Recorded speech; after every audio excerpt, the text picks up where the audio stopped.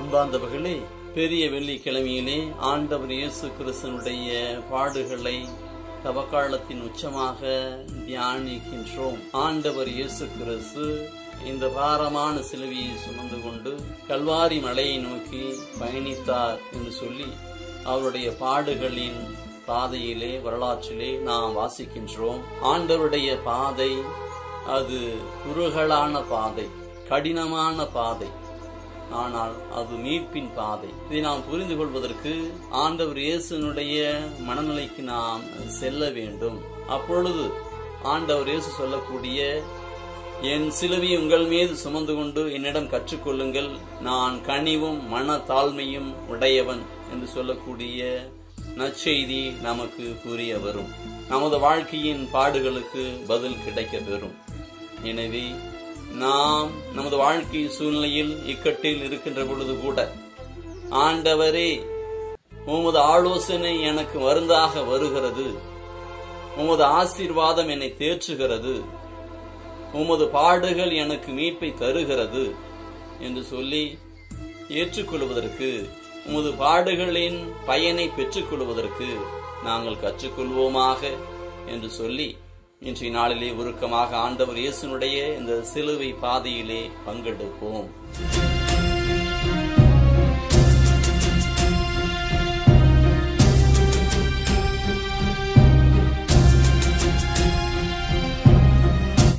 உனக்காக தீர்ப்பை ஏற்கிறேன். வாழ்வழிப்போம் சாவே நின்று மானிடனாய் தீர்ப்படைந்து நோன்புமிகு திருவுடல்தான் நொறுங்கியதும் நமக்காக, நொறுங்கியதும் நமக்காக, நமக்காக, நமக்காக.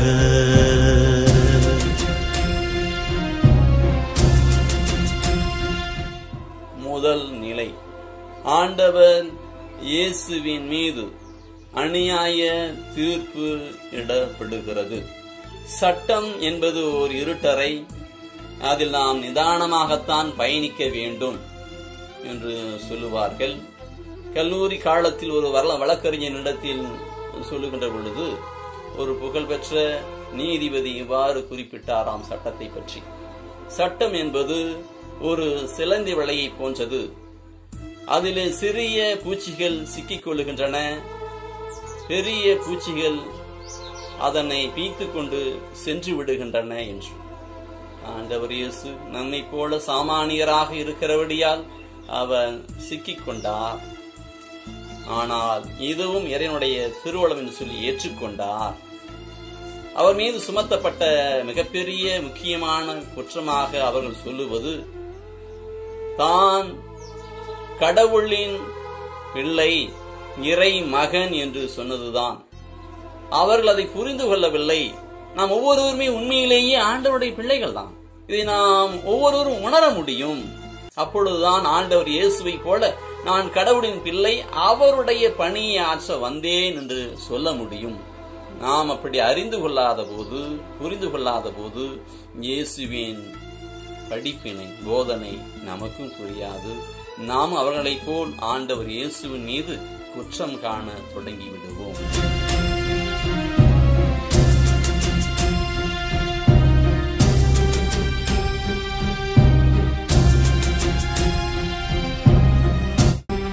உனக்காக சிலுவையை ஏற்கிறேன். முள்முடியை தாங்கியவராய் முழு நாளாய் நடந்து சென்று தாழ்வுடனே திருச்சிலுவை தாங்கியதும் நமக்காக, தாங்கியதும் நமக்காக, நமக்காக, நமக்காக.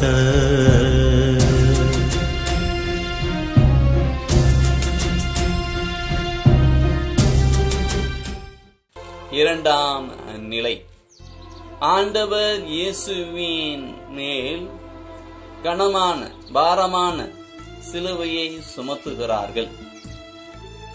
ஒரு மிகப்பெரிய குற்றவாளிக்கு கொடுக்கக்கூடிய தண்டனை இது.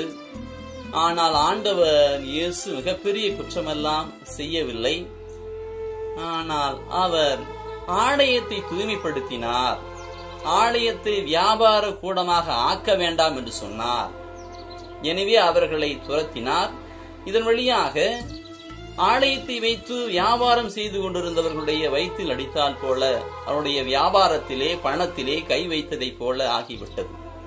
எனவே அவன் ஆலயத்தை இடைக்கச் சொல்லுகிறான், நமது விசுவாசத்தை கெடுக்க பார்க்கிறான், நமது இனத்தை ஒழிக்க வந்திருக்கிறான் என்று சொல்லி அவர் மீது மிகப்பெரிய அபாண்டவங்களை போட்டு அவர் முதுகிலே சிலுவையை ஏற்றினார்கள். நாமும் நமது வாழ்க்கை சூழ்நிலையிலே இளைஞர்களோ பெரியவர்களோ நல்மனம் கொண்டவர்களோ ஆண்டவரை தேடுவது நல்லது. ஆலயத்தை வைத்துக் கொண்டு வியாபாரம் செய்வது அல்லது ஆண்டவர் பெயரால் ஏமாற்றுவது நல்லதல்ல என்று சொல்லுகின்ற பொழுது, இவன் பெரிய புனிதன் வந்துவிட்டான் எனக்கு அறிவுரை சொல்ல என்று சொல்லி அவர்களை நாம் பழிக்கின்ற பொழுது, கேலி செய்கின்ற பொழுது, நாமும் ஆண்டவர் இயேசுவின் மீது பலமான கனமான சிலுவையை சுமக்கக்கூடியவர்களாக ஆகிவிடக் கூடும்.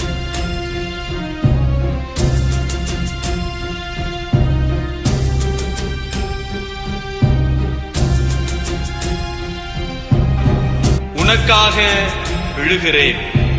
வழி நடுவே காவலரா கசையடிகள் பட்டதுவும் சொல்லொன்னா வேதனையால் துவண்டதுவும் நமக்காக துவண்டதுவும் நமக்காக நமக்காக நமக்காக. மூன்றாம் நிலை, ஆண்டவர் இயேசு நிலை தடுமாறி தரையில் விழுகிறார். ஆண்டவர் இயேசு விழுவதற்கு நாம் அவருடைய சிலுவையை பிடித்து தள்ளுகிறோம், இழுக்கிறோம், அவரை கீழே விழுத்தாட்ட பார்க்கிறோம். அதுபோன்று செய்திருந்தால் அதற்காக உண்மையிலேயே மன வருத்தப்படுவோம். அன்பு இயேசுவே, எங்களுடைய அறியாமையினால் பலவீனத்தினால் பிறருடைய குற்றங்களை மிகைப்படுத்தி விட்டோம், பிறர் மீது நாங்கள் புரணி பேசி தெரிந்து விட்டோம், எங்களை மன்னித்தருளும் என்று சொல்லி நாம் அவரிடத்தில்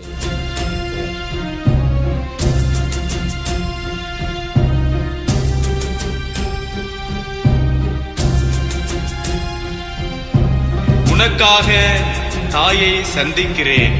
வழியினிலே அன்னையிடம் கனிவான பார்வையினா தெய்வ மகன் குருசேந்தி நடந்ததுவும் நமக்காக நடந்ததுவும் நமக்காக நமக்காக நமக்காக. நான்காம் நிலை, இங்கே நமது ஆண்டவர் இயேசு அன்னை மரியாவை சந்திக்கிறார். இறை தந்தையினுடைய திருவுளம் இதுதான் என்று சொல்லி எல்லாருக்கும் சேவை செய்ய உன்னை அனுப்பினேன், மக்களுக்காக கடவுளுக்காக உன்னை நான் விட்டுக் கொடுத்தேன், இதுதான் கடவுளுடைய திருவுளம், எனவே அதை செய்தேன், நீ இறை தந்தையினுடைய திருவுளப்படிதான் செயல்பட்டுக் கொண்டிருக்கிறாய், சென்று வா வென்று வா என்று மரியாள் மௌன மொழி பேசி தன்னுடைய ஆலோசனையை அறிவுரையை கண்களால் தனது மகனுக்கு தெரிவிக்கிறார். இந்த நிலையில் பெற்றோரும் பெரியவர்களும் நாம் எவ்வளவு தூரம் நமது குழந்தைகளை பொதுநல சேவைக்காக உற்சாகப்படுத்துகிறோம், அவர்களை தேற்றுகிறோம், அவர்களை மேலுமாக வளர்த்தெடுக்கிறோம் என்று பார்ப்போம். அதுபோன்ற தாராள குணத்தை, விசால பார்வை நாமும் பெற்றுக்கொள்ள ஆண்டவரிடத்திலே ஜெபிப்போம். அன்னை மரியாளிடத்திலே பரிந்துரைக்கும்படியாக மன்றாடுவோம்.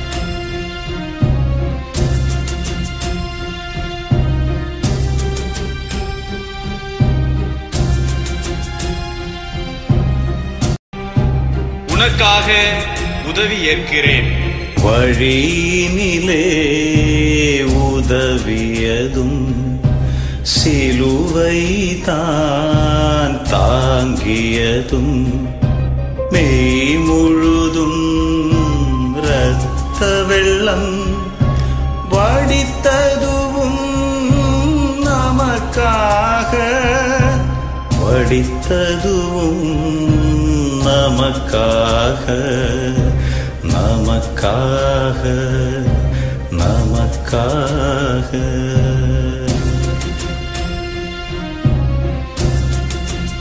ஐந்தாம் நிலையிலே அவரும் ஆண்டவர் இயேசு கிறிஸ்துனுடைய சிலுவையை சுமக்க உடனிருக்கிறார், உதவி செய்கிறார்.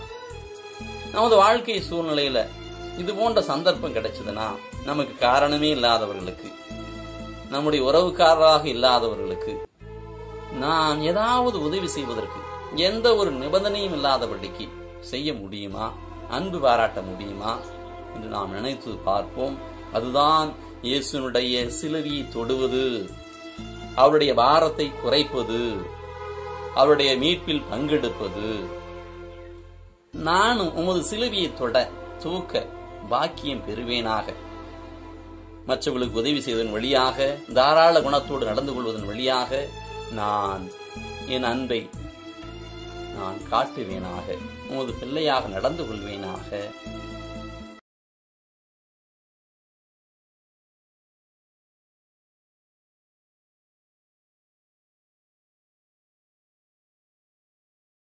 உனக்காக முகம் துடைப்பதை ஏற்கிறேன். விண்ணக மன்னன் குருசேந்தி தள்ளாடி வருகையிலே துணியினால் முகத்தினையே துடைத்ததுவும் நமக்காக, துடைத்ததுவும் நமக்காக, நமக்காக, நமக்காக.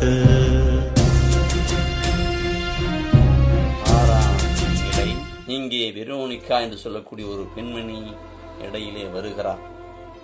பல பெற்றோரும் பலரும் கூறுவது உண்டு, பொட்ட பிள்ளைங்கன்னா அடக்க ஒடுக்கமா வீட்டில் இருக்கிற வேலையை பார்க்கணும், இன்னும் படிப்பு வேண்டி கிடக்குது, வெளியே வேலை வேண்டி கிடக்குது என்று சொல்லி பெண் குழந்தைகளை அடக்கி ஒடுக்கக்கூடிய காலம் அன்றும் இருந்தது, இன்றும் இருக்கிறது. ஆனால் இந்த பெண் துணிவோடு முன்வருவதை பார்ப்பதன் வழியாக ஒரு புதிய வெளிச்சத்தை இளைய சமுதாயத்திற்கு பாய்ச்சுகிறார். எனது அருமை இளையோரே, நீங்கள் யாராவது துன்பப்பட்டால், யாராவது வேதனைப்பட்டால் அவர்களை சந்தியுங்கள், உங்களால் முடிந்த உதவியை செய்யுங்கள். நாம் இன்னும் 1000 ஆண்டுகள் வாழப்போவது இல்லை. இந்த குறுகிய காலத்தில் நாம் நல்லவர்களாக இருக்க நம்மால் முடிந்ததை செய்வோம் என்று சொல்லி இந்த பெண்மணி துணிவோடு முன் வந்து ஆண்டவர் இயேசு கிறிஸ்துவின் முகத்தை துடைக்கிறார். இதன் வழியாக நமக்கு நற்செய்தி பகர்கிறார். ஆண்டவர் இயேசு கிறிஸ்துவின் முகத்தை பரிசாக பெறுகிறார்.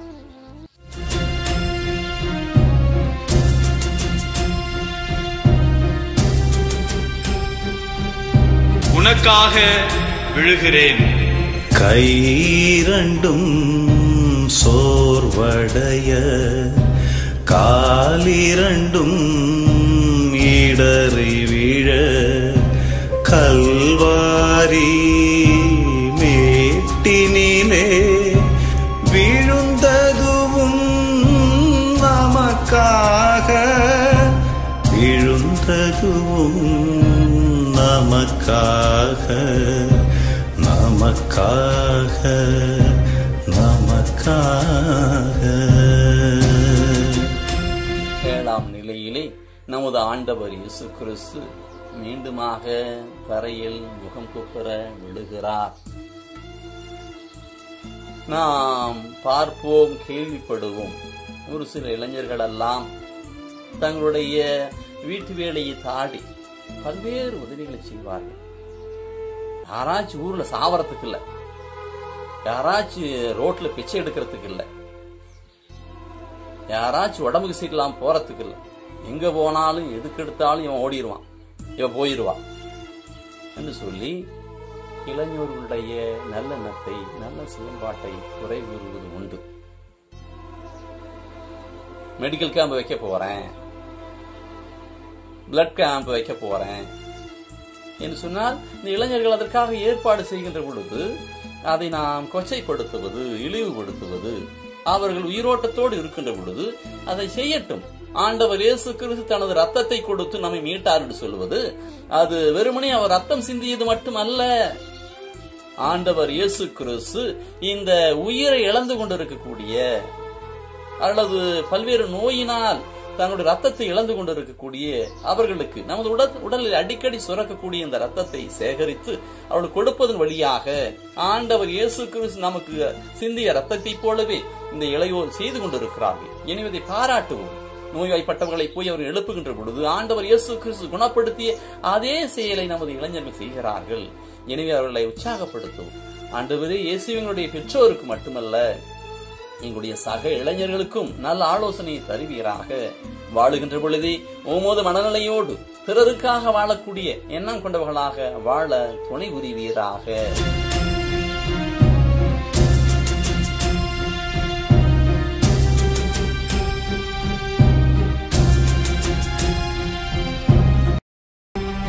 உனக்காக ஆறுதல் கூறுகிறேன்.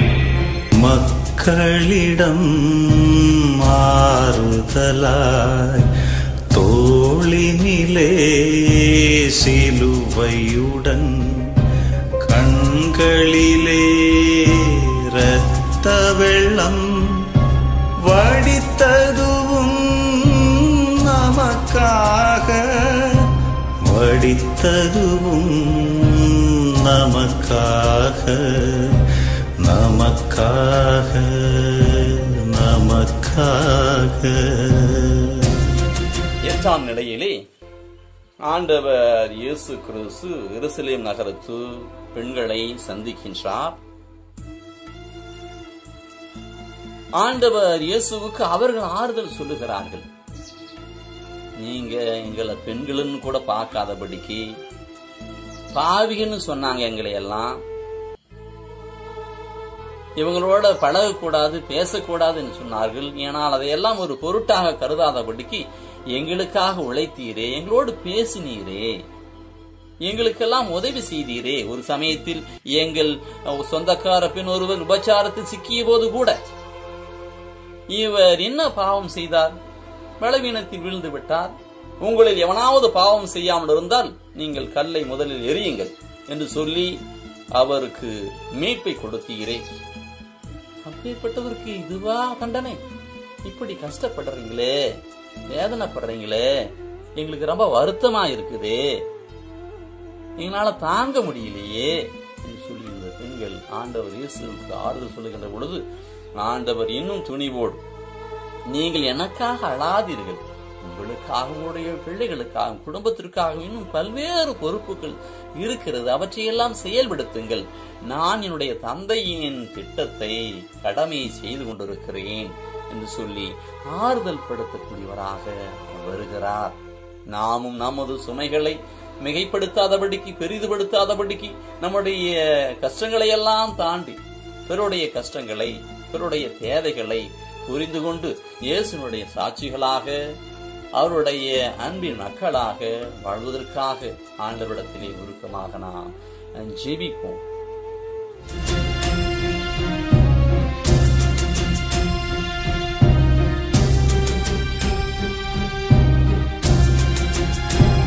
உனக்காக விழுகிறேன்.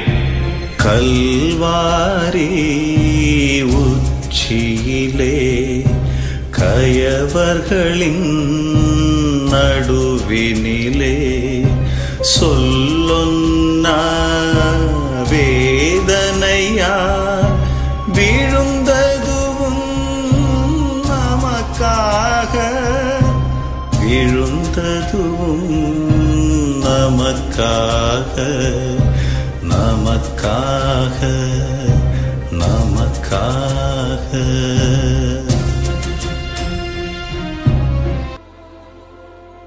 இந்த 9ஆம் நிலையிலே நமது ஆண்டவர் இயேசு மீண்டுமாக தன்னுடைய உடலில் சக்தியெல்லாம் தீர, ரத்தமெல்லாம் சொட்ட, முகம் குப்புற தரையோடு தரையாய் விழுந்து கிடக்கிறார்.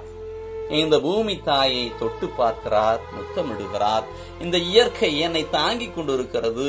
33 ஆண்டு காலம் நான் வாழ்வதற்காக வழிவகை செய்திருக்கிறது. எனவே இந்த மண்ணை நாம் பேண வேண்டும், நன்னீர் விட்டு காக்க வேண்டும், நமது உழைப்பால் செந்நீர் விட்டு மீட்க வேண்டும் என்று சொல்லி அந்த மண்ணிலே அவர் மகிழ்ச்சியோடு இருப்பதைப் போல இருக்கிறது. நாம் இந்த மண்ணையும் இந்த மண்ணின் மக்களையும் நமது பாடுகளின் வழியாக, உழைப்பின் வழியாக நாம் மீட்டெடுப்போம். அவர்களுக்கு நம்மாலான உதவியை செய்வோம். இந்த மண்ணின் வழியாக நமக்கு உணவு கிடைக்கிறது, நீர் கிடைக்கிறது, நமது வாழ்வு கிடைக்கிறது. எனவே நமது உழைப்பு வீழ்ச்சி அல்ல, நமது பாடுகள் பலவீனம் அல்ல, ஏழை விவசாயிகளுடைய பாடுகள் அசிங்கம் அல்ல, மண்ணில் கை வைப்பது தவறு அல்ல என்று சொல்லி ஆண்டவர் இயேசு வீழ்ந்தாலும் கூட இதன் வழியாக நமக்கு ஒரு செய்தியை சொல்லுகிறார்.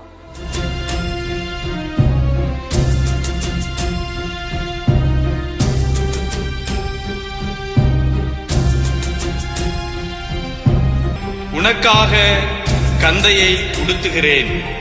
என் ஆடைகளை பங்கிட்டும் கந்தையினை உடுத்தியதும் சொல்லொன்ன நிந்தையினை அடைந்ததுவும் நமக்காக, அடைந்ததுவும் நமக்காக, நமக்காக, நமக்காக. 10ஆம் நிலையிலே ஆண்டவர் இயேசுவினுடைய உடைகளை உரிகிறார்கள். ஆண்டவர் இயேசு அழகான உடை அல்ல, அவர் அம்மா தைத்து கொடுத்த மேலிருந்து கீழ் வரை தையலே இல்லாத ஒரு அருமையான உடையை போட்டிருக்கிறார்.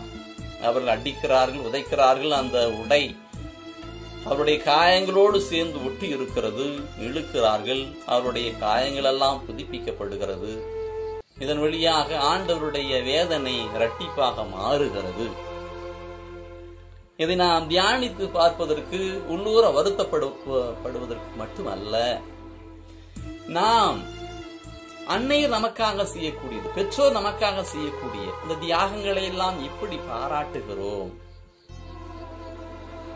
நமது பிறப்பு முதல் இறப்பு வரை மகிழ்ச்சியாக இருக்கும் என்பதற்காக அவர்கள் உழைக்கிறார்கள், உடையை தருகிறார்கள், உணவை தருகிறார்கள். நாம் நாகரீகமாக நடந்து கொள்வதன் வழியாக நாம் அவர்கள் கொடுத்த உடையை நாம் அணிந்து கொள்கிறோம். பெற்றோருடைய பெரியவுடைய எதிர்பார்ப்பை நாம் நிராகரிக்கிறோம். இதன் வழியாக ஆண்டவர் இயேசுனுடைய உடையை நாம் இழுக்கலாம், அவரை அவமானப்படுத்தலாம். நமது ஆன்மீகமும் தேவை, நம்முடைய செயல்பாடும் தேவை என்கின்ற புரிதலோடு ஆண்டவர் இயேசு கிறிஸ்துவுக்கு உடனிப்போம். அவருடைய உடையை நாம் மீண்டுமாக அணிவிப்போம், அவருக்கு மதிப்பு கொடுப்போம்.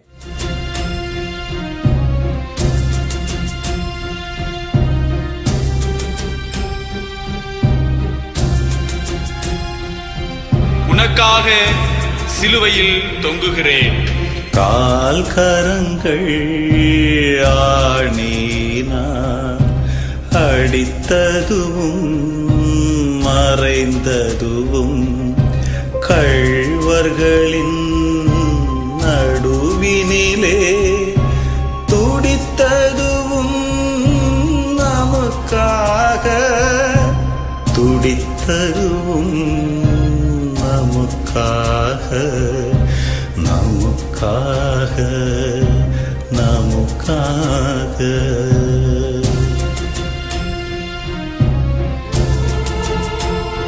11ஆம் நிலையிலே ஆண்டவர் இயேசுவை சிலுவையிலே அறைகிறார்கள்.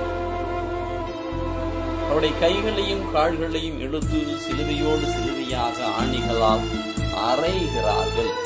சுற்றிலிருந்தவர்கள் வேடிக்கை பார்க்கிறார்கள். தொழுநோயாளனை கூட தொட்டு குணப்படுத்திய இந்த கைகள் என்ன ஆயிற்று? எங்கும் நன்மை செய்து கொண்டே சென்றார் என்று சென்ற இடமெல்லாம் நன்மை செய்த அவரை இட்டு சென்ற அவருடைய கால்கள் எங்கே? அவருடைய கால்கள் துளைக்கப்படுகின்றன, நொறுக்கப்படுகின்றன. இதன் வழியாக நோயாளர்களை, பாவிகளை, சாமானியர்களை தொட்டு குணப்படுத்துவது, நலம் தருவது, அவர்களுக்கு 1000 பேருக்கு உணவு அளித்த இந்த கைகள், பல 1000 மைல்கள் நடந்து சென்ற கால்கள் இப்பொழுது சோர்ந்து விட்டன, சோர்வடைய செய்யப்பட்டு விட்டன. நாம் நமது கைகளை வைத்துக் கொண்டு என்ன செய்து கொண்டிருக்கிறோம்? நமது கால்களை வைத்துக் கொண்டு என்ன செய்து கொண்டிருக்கிறோம்? நமது கால்கள் யாரை நோக்கி செல்லுகிறது?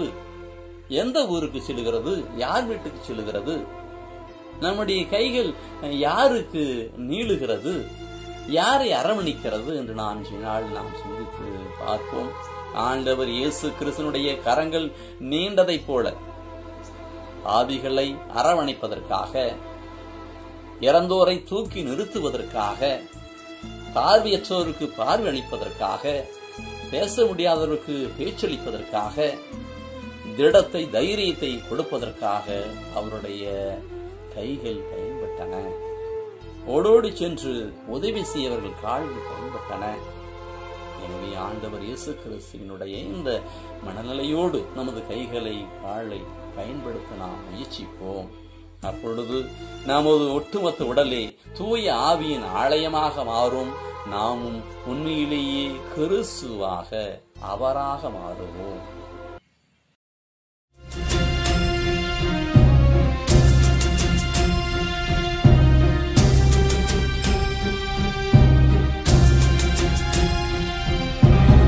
உனக்காக உயிர் விடுகிறேன்.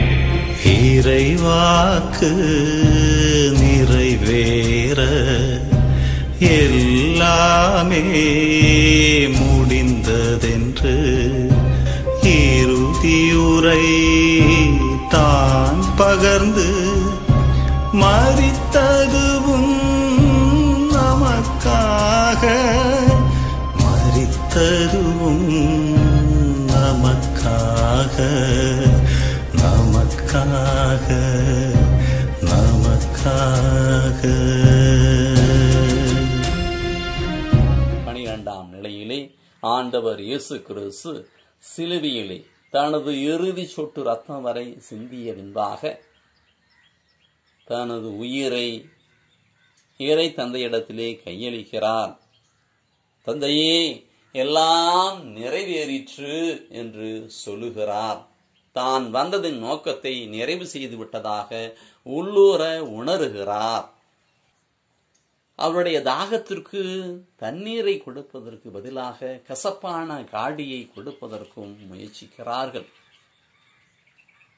ஆண்டவர் இயேசுனுடைய தாகம் எதுவாக இருக்கிறது? அவருடைய கடமை எதுவாக இருக்கிறது?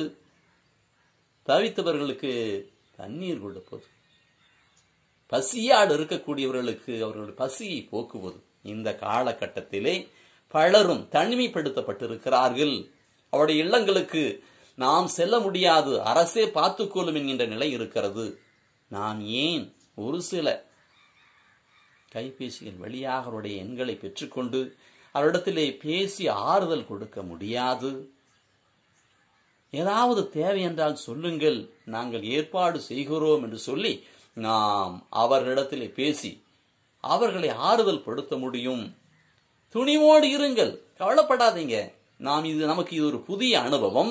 எனவே தனிமையாக இருப்பது கண்டிப்பாக நமக்கு வருத்தமாக இருக்கும். ஆனால் நீங்கள் அஞ்சாதீர்கள். நமது ஆண்டவர் இயேசு கிறிஸ்துவை நினைத்துக் கொள்ளுங்கள். அவர் தனிமையாக சிலுவையை சுமந்து சென்றார். தனிமையாக உயிரை விடும் வரை துணிவோடு இருந்தார். எனவே அவர் நமக்கு புதிய சக்தியை தருகிறார். அவரை நினைத்துக் கொள்ளுங்கள், தைரியமாக இருங்கள். அவர் கொடுத்த இறைவார்த்தைகள் எடுத்து நீங்கள் வாசியுங்கள்.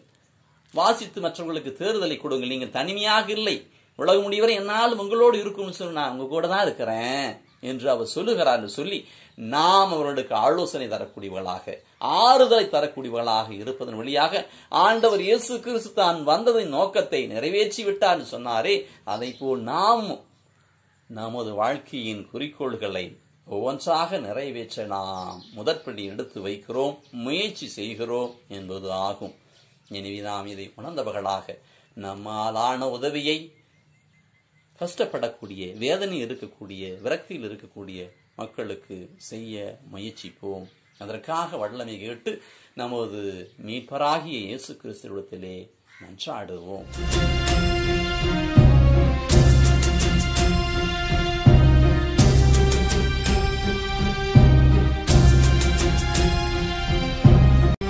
உனக்காக அன்னையின் மடியிலே மானிடனாய் பிறந்ததுவும் சிலுவையிலே மரித்தவராய் அன்னையின் மடியினிலே வளர்த்தியதும் நமக்காக, வளர்த்தியதும் நமக்காக, நமக்காக, நமக்காக.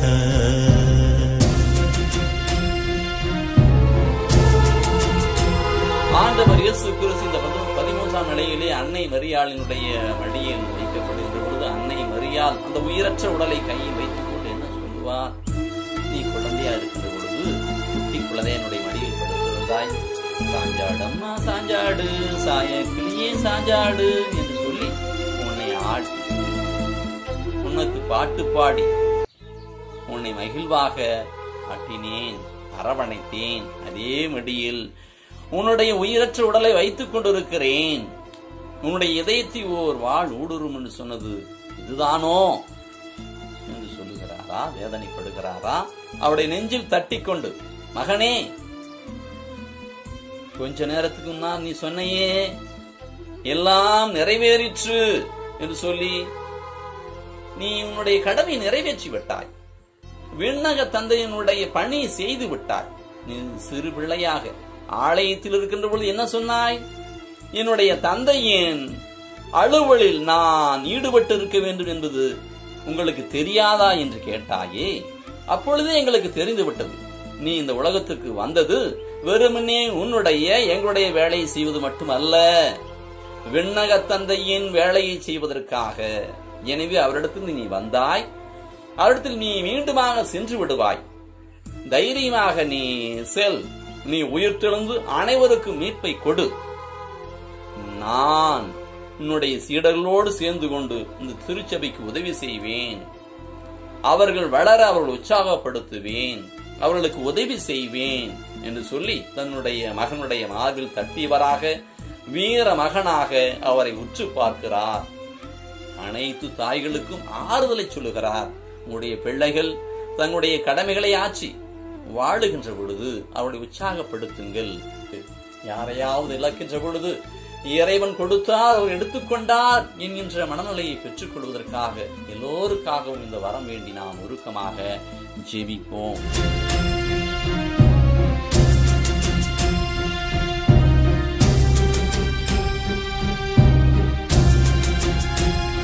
உனக்காக கல்லறையில் இருக்கிறேன்.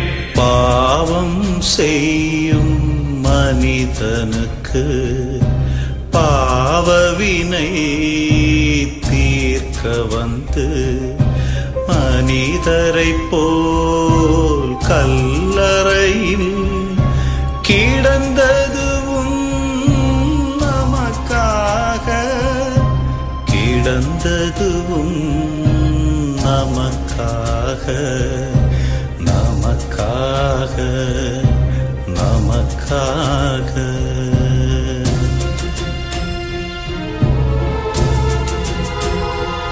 இந்த 14ஆம் நிலையிலே ஆண்டவர் இயேசுவை கல்லறையில் அடக்கம் செய்கிறார்கள். எல்லாம் முடிந்தது, மூடி மறைத்து விட்டோம். மிகப்பெரிய ஒரு குகை, இதில் யாராலும் உயிரோடு இருப்பவர் கூட வெளியே வர முடியாது என்கின்ற துணிவோடு அவர் இந்த கல்லறையில் அடக்கம் செய்கிறார்கள். துணிகளால் சுற்றி கட்டுகிறார்கள். ஆண்டவர் இந்த இயேசுவே சொல்லுகிறார், வெறுமனே உங்களுடைய உடலை துன்புறுத்துவோருக்காக ஏன் அஞ்சுகிறீர்கள்? உங்களுடைய உடலையும் ஆத்துமத்தையும் அனைத்தையும் நரகத்தில் தள்ள வல்லவராகிய விண்ணக தந்தைக்கு அஞ்சுங்கள், அதுதான் ஆரோக்கியமான ஆன்மீகம் என்று சொன்னாரே. எனவே அவருடைய உடலை அடிப்பது, புதைப்பது இதெல்லாம் அற்ப அறிவான காரியங்கள். ஆண்டவர் இயேசுவை இந்த உலகமே கொள்ள முடியாது. எனவே அவர்களுக்கு ஏற்ற காரியத்தை செய்கிறார்கள். அவருடைய புரிதல் அவ்வளவுதான். ஆண்டவர் இயேசு கிறிஸ்து வீரிய விதையாக விதைக்கப்பட்டார், விருட்சமாக விருட்டென உயிர்த்தெழுந்தார், நமக்கு மீட்பை தந்தார் என்கின்ற விசுவாச போதனைகள் அவர்களுக்கு அதுவரை தெரிந்திருக்கவில்லை. ஆண்டவரே இயேசுவே, நேர் இந்த உலகத்திற்கு உமது தாயாகிய கன்னி மரியாளின் கருவறையிலிருந்து வந்தீர். இந்த மண்ணின் தாயாகிய இந்த கல்லறைக்குள் சென்றீர். இந்த இடைப்பட்ட காலத்தில் பல்வேறு அற்புத அதிசயங்களை நிகழ்த்தி காட்டியிருக்கிறீர். இதையெல்லாம் நாங்கள் அறிகிறோம், படித்து புரிந்து கொள்கிறோம். அதை நாங்கள் செயல்படுத்த உம்மை போல இந்த பிறப்பிற்கும் இறப்புக்கும் இடைப்பட்ட காலத்திலே நாங்கள் பல்வேறு சாதனைகளை சாதிக்க எங்களை கருவிகளாக ஆக்கிக் கொள்வீராக, எங்களை பயன்படுத்திக் கொள்வீராக. ஆமீன்.